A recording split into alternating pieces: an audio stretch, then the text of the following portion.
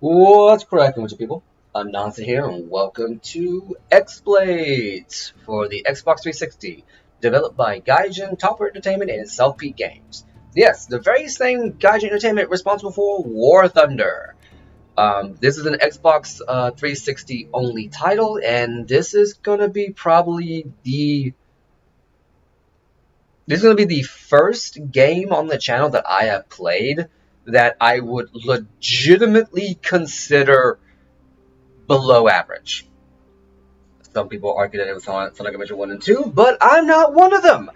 But yeah, this is one of the games that, while I do enjoy, I don't come back to it very often, and I don't think it's really uh, worth your time to get. If you find it as a rental, go for it. I got this for like $5 used. One day I was looking for something to get. They had a 2-for-1 deal, and I want to say I was looking to get. I believe I was looking to get um, Dynasty Warriors Gundam, and it had buy two get one. No. It was anyway. It was a used game I was trying to get, and I don't think it was Dynasty Warriors. Anyway, I ended up getting it, and it said buy two get one free. I bought two. I got this one for free. So yeah. So just kind of start off. You have your options here.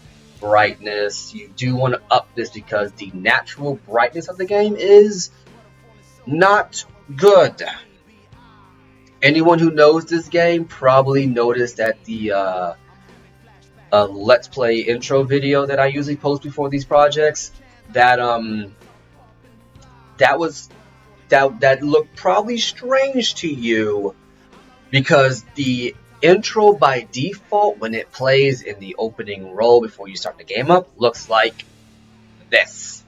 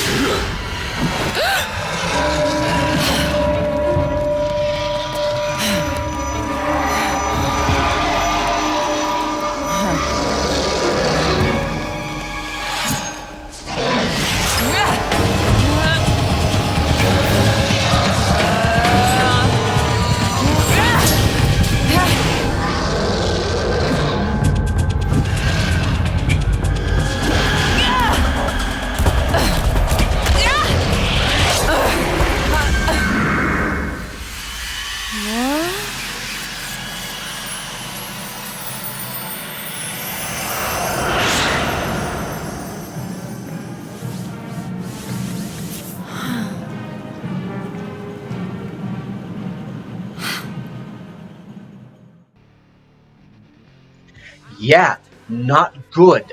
But once you boot up and you do your proper volume settings, your proper music settings, proper what's it looking for here? And it goes in French and Espanol and Spanish. I don't know why.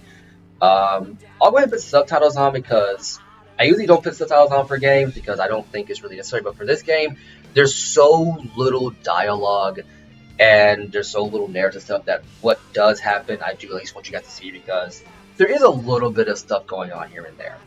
But yeah, you do want to up your brightness because, as you can tell, the default brightness is not good. Okay, we're going to do a new game. Before we do a new game, I'll show you that. So you might be wondering, well, if the default brightness is not that good, then how did you get that intro cinematic?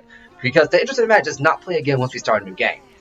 I went into Diary, which gives you a rundown of the game as you've already beaten it. I've already beaten it more than once, but every cinematic you see, it gives you a rundown of. So I just essentially played the beginning on my brightness setting, so you can actually see what's going on. Because otherwise, it looks worse, doesn't it? Because I'm sure a lot of you probably saw this and went, "Wow, that opening cinematic did not look good." It looks worse when the brightness is down. Like, usually games hide behind like low, like not games, but like cinematics, like movies and stuff, hide using like the cover of night or storms to hide the quality of their cinematics. This game, I feel, does not benefit from low light. We're going to go into a new game. You have easy, normal, hard, and pro. We're going to go pro mode because I never played pro mode. I only played normal and hard mode. But if you play through the game on any difficulty and find your main character's unlockable costumes, you keep them. You can play the game on easy mode, get her regeneration costume, which lets her regenerate health, or her double damage costume, which, even though it's called the armor costume, it does double damage.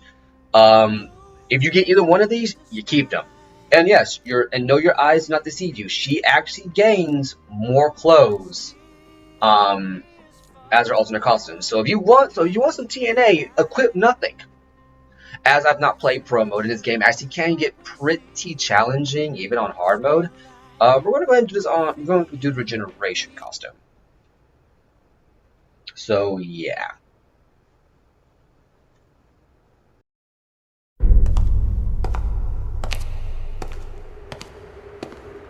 I'm a treasure hunter, and frankly, I'm the best there is. I've traveled all over the world in search of treasure, and I've found riches beyond imagination. Oh, and I always work alone. Why would I want a partner? Psh, I'd have to share the loot.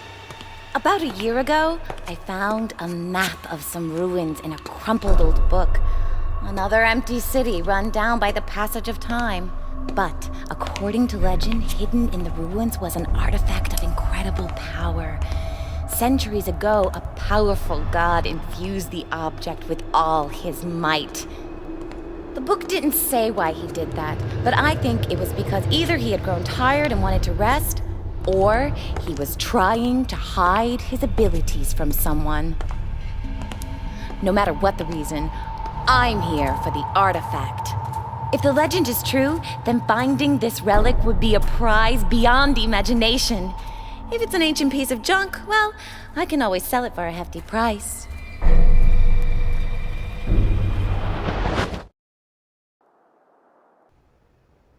And with that, we get our interest into our character. Now, I want to say one thing for certain. Our character's main name is Ayumi. That's her name.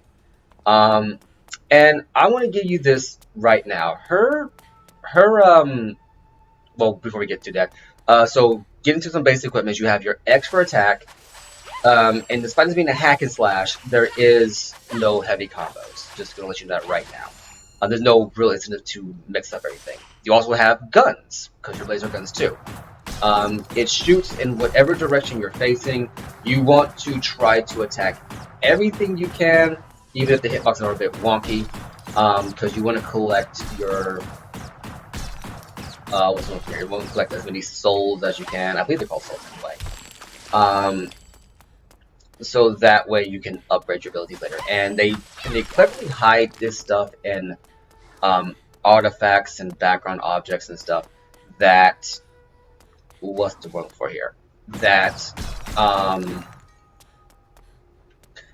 blend in pretty well to the environment.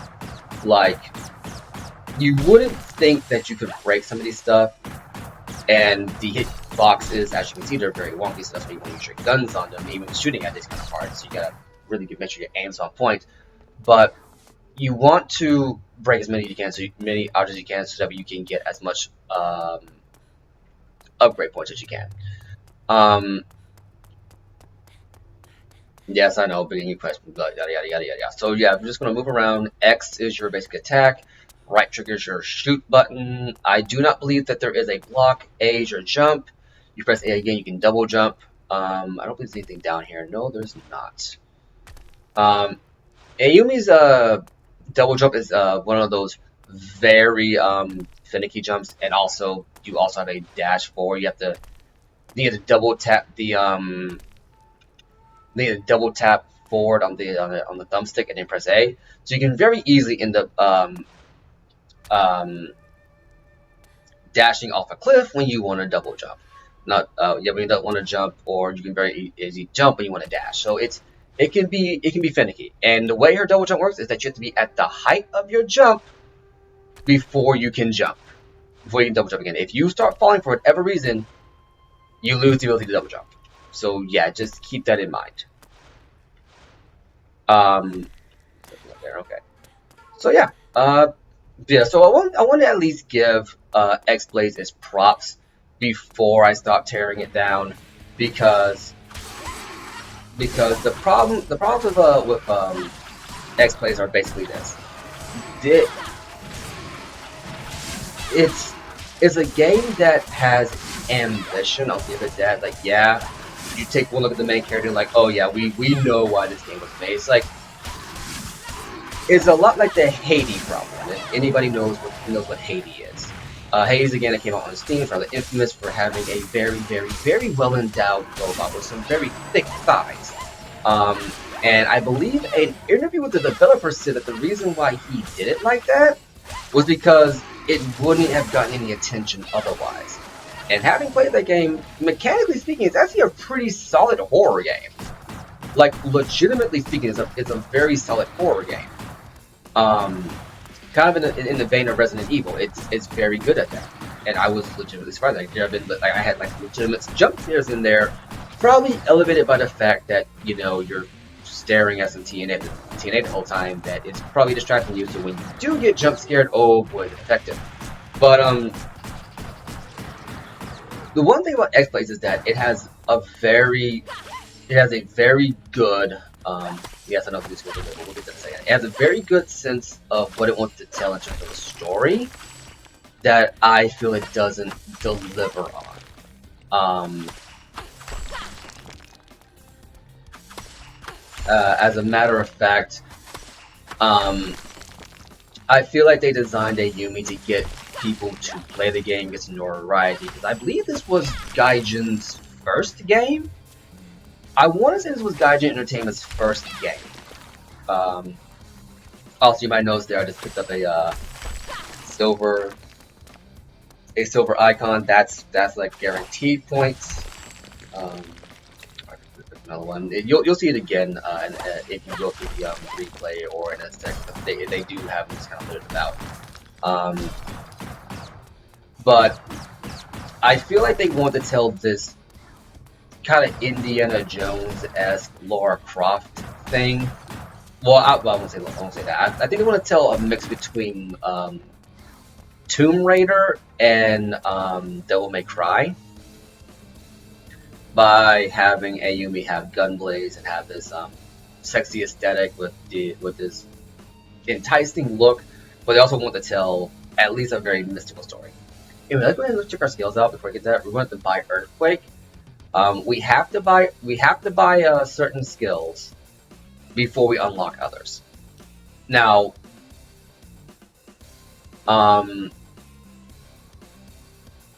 then we have items that we can buy. Don't worry about buying items; it really isn't worth your time. That's my personal opinion.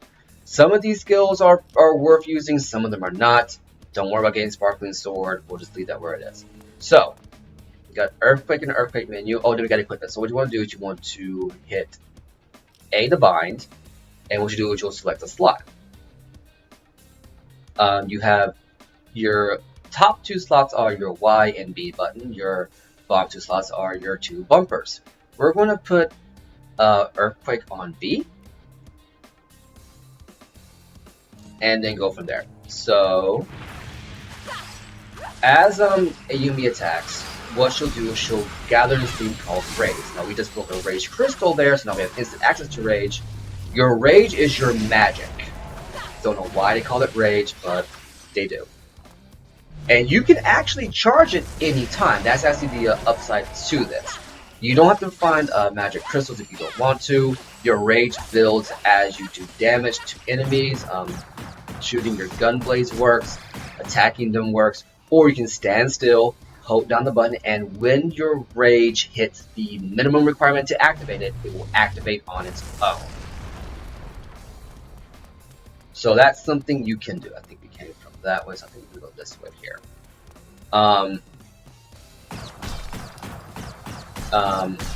Once again, make sure that you're breaking pots wherever possible. As you can tell, the hitbox on it is not the best. Okay, so now we're going to go ahead and go buy another one. We're going to buy Fireball. We have to get this, or else we won't be able to advance. Now, we're going to bind this to Y. Now, you may have saw that we unlocked another skill, Fire Blades.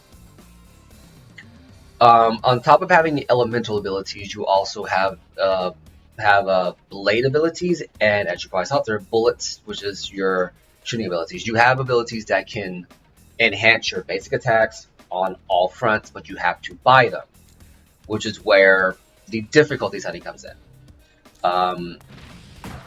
So I can't do any damage to him, and we have the auto target, so you want to charge up your Rage and fire.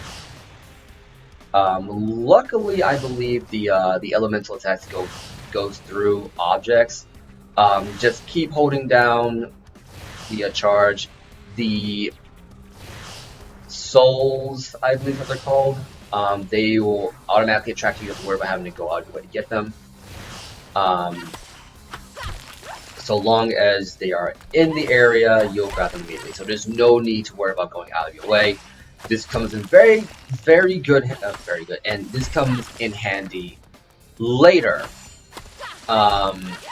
Later on in the game, when you get a certain ability that really just breaks the game into, like, the balance of the game goes out the window, and it's why I try to save my abilities up, or save my souls up for later. But yeah, this gets into why I want to go play on pro difficulty. I've never played on pro difficulty. I've only played on hard mode.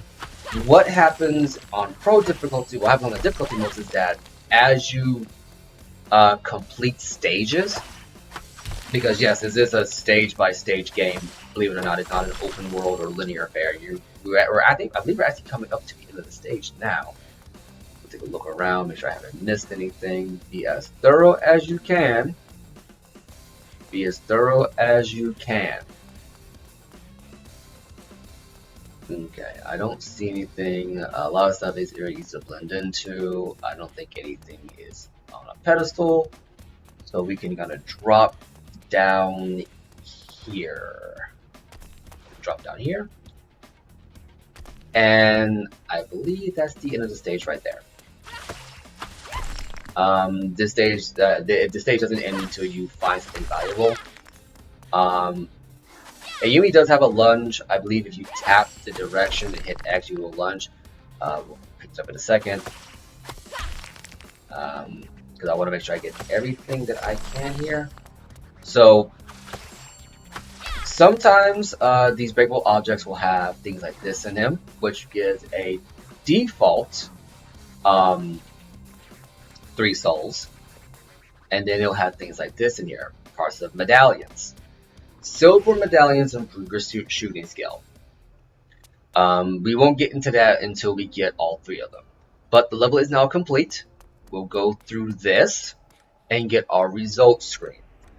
We didn't destroy all the objects. I always miss a couple. I don't know where all of them are, but here's what it is. But if you go down to the bottom there, you'll notice that there is a bonus, ×2. That is for your difficulty. Normal gives you a ×1. Easy is 0.5, I believe. And hard mode is 1.5. If you want to get more souls, you play on higher difficulties. You play on higher difficulty to get certain abilities faster. And yeah, that's the general gist of it.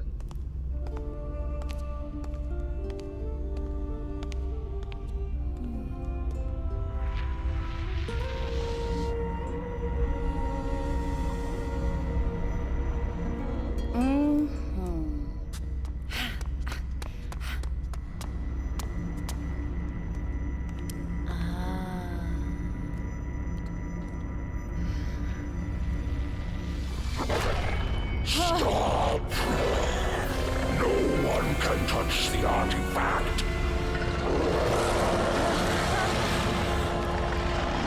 How did you find the temple? How is anyone still alive who knows the way here? The power it contains is fatal to humans. Go away before it's too late. Yeah, right. It was a long journey to this place, and I'm not going back. Don't do that!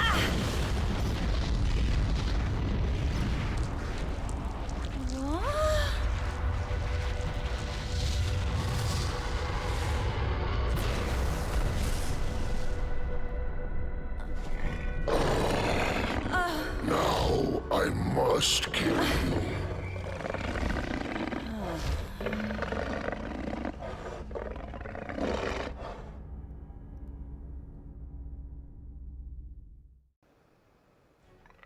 And just like that, we're in a boss fight. Now, you might think, go ahead and fight the boss. Don't do that. Don't do that. You want to actually go around the arena and break as many things as you can. Because even in boss arenas, you're going to have things that you can grab. Yes, the enemies will be getting on your nerves, but just try to bear with it. I will teach you a lesson in manners. And you are going to miss them if you don't grab these. You cannot escape. Also, I should also mention that you also gain rage as you take damage. So it does help you out in that regard. Yeah, go ahead, make sure you grab everything you can, go in a nice circle, just get as many souls as you can. Nice. Some sparks and noise. I've seen firecrackers that are more powerful. The walking carpet has some moves. He's a lot more aggressive on pro mode. Because on hard mode, yeah, he was aggressive, but he wasn't like on you. He was usually like he used to get at a distance. Also, this enemy, this boss is called the Light, and once again, this is one of the reasons why it's like I'm not as hard on this game as I probably could be. When I picked it up, I knew I had bought a cheap game, but it's like, okay, I already got this, might as well go ahead and play it through. And I want to tell you right now, I do like what they were trying to do. Because there's supposed to be a whole, as you can tell, you know, Ayumi's our basic tough girl act. I always work alone, I don't split the loot, yada yada yada, I'm going to get what I want. She's very much an arrogant friend. And as you can see here, this is the adventure in which that personality flaw has come back to bite her in the butt. Nice. Some sparks and noise. I've seen firecrackers that are more powerful. And yes, she does. And yes, that's one reason why I turned on the subtitles, because you know there are random voice phrases that Ayumi and some other select enemies and people will say. This way you can actually kind of see what's going on and get a sense for personality, because Ayumi's personality is actually pretty good, and believe it or not, it does develop a bit in the game, however little story there is. This isn't the only game that Gaijin Entertainment made before they swapped to War Thunder and making free-to-play games. they made another game, X-Blaze. I believe that was the second game they made before I believe they swapped over to Warframe. Right? When I did my research for this, sacred place with your presence. I didn't see anything in regards to. Unfortunate that you will die for this mistake. What's the word here? It is I believe it was the last game. I think it was the last game they made before they swapped to the free to play business model, and I'm not even certain it's the same creative team who worked on X-Blaze and Blaze of Time. The follow-up to this game. It wasn't a sequel, it was a follow-up. It was their next game after this. I don't believe that they worked on anything else after that. I'm sure the same people are even at the company. But it is interesting to think that the same developers who made this game went on to make I believe one of the more successful free-to-play games in the market. Which is, good to see. I'm glad to see that, people that these individuals are still getting work and that they are still doing what I hope that they enjoy doing. But it is very clear that they probably will not be revisiting more structured games like this as a result. Which, those are the good and the bad thing. Oh, also, these enemies down here, yeah, they, the ones that have armor on them are considered a different enemy. Yeah, it's a basic reskin, but it's considered a different enemy. Entirely. And when we get to the bestiary, I'll read through them, because the bestiarity that I have now has a lot of spoilers. You're standing in my way. What are you? An oversized cat? How foolish to enter here without knowing what you are getting into. Also, if you hold the left trigger, you can focus on a specific target. And if you flick the right analog stick, I believe you can dodge. Okay, go ahead and just do this. Let's see what you can do. You are quick to taunt, but will you be quick to die? And like I said, is instances like this boss, who's called the Light, by the way. That's his name. He's just called the Light. Reckless to fight something that without knowing what it's truly capable of. You still talking? Wake me up when you're done. Your arrogance will be your undoing. So, but yeah, it's. You waste your breath, Geralt. I am immortal. It is just interesting to just kind of have this whole back and forth, because it's like you can tell that Gaijin Entertainment, or at least the individuals behind this particular game, wanted to tell grandiose stories, but it's just that it didn't take off.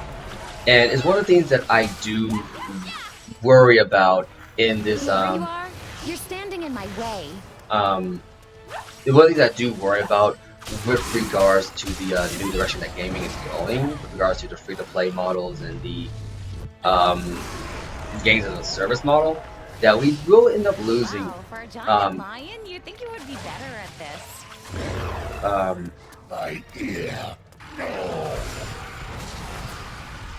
But yeah, we do end up losing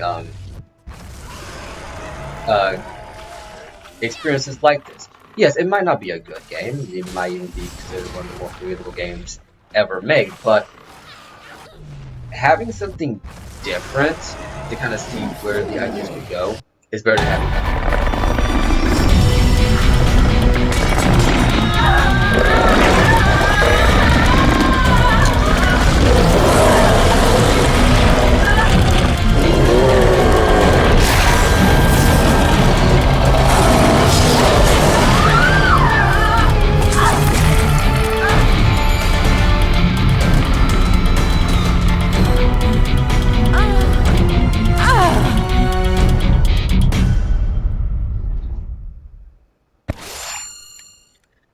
But yeah, having games like this, even if they're not the best. Oh, I missed one. Oh well, even if it's not the best, it's still better. It's still better to have experiences like this where they try and fail at something to not have tried at all, because you never know what it might inspire later on. But anyway, that's going to be it for this installment of X Plays. I've been Austin, you've been awesome, and I'll catch you in the next one.